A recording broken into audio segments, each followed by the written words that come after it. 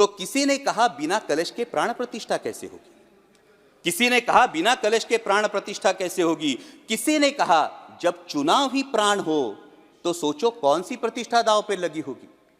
लोग तो कुछ कहेंगे, लोगों का काम है कहना, आप जन की बात मत सुनना, सिर्फ मन की बात करना। फिर भी खुश थे हम, फिर भी खुश थे हम। 500 साल का सपना जो पूरा हो रहा था, हमारे अंदर का हिंदू भी पूरी तरह से जाग गया था। तो चल पड़े अयोध्या की ओर, राम लल्ला की दर्शन की आस लगाए। चल पड़े अयोध्या की ओर, राम लल्ला के दर्शन की आस लगाए। जो सामने नजारा देखा वो देखकर दंग रह गए।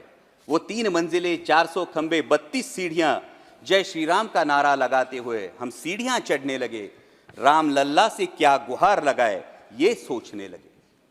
पहली सीढ़ी पर याद आई महंगाई, पहली सीढ़ी पर याद आई महंगाई, दूसरी पर देश में बढ़ती बेरोजगारी, तीसरी पर पत्रकारिता की चरण चुंबकता, चौथी पर सेंट्रल एजेंसीज की संदिग्ध भूमिका।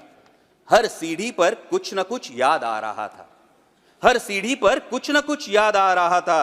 कहीं 15 लाख का जुमला, कहीं किसानों का आक्रोश था, कहीं महिला कुश्तीगिरों की वेदना थी, कहीं सालाना 2 करोड़ रोजगारों का वादा था, कहीं बढ़ती सांप्रदायिकता थी, तो कहीं चुनिंदा पूंजीपतियों पर मेहरबान हमारी सरकार का चेहरा था।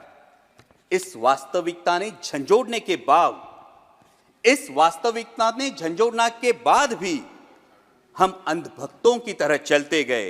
होश तो तब संभाला जब राम लल्ला के दर्शन हुए।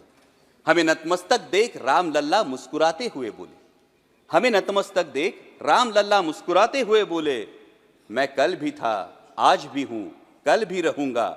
जितना इस मंदिर में हूं उतना ही तुम्हारे मन में रहूंगा।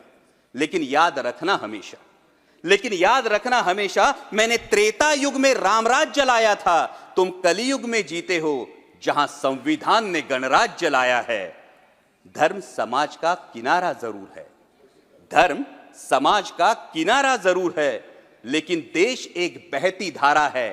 किनारे को धारा के बीच में लाया तो प्रवाह अड़ जाता है, प्रगति के पथ से हट जाता है। इसलिए धर्म का ठेकेदार नहीं, पहरेदार बनना चाहिए।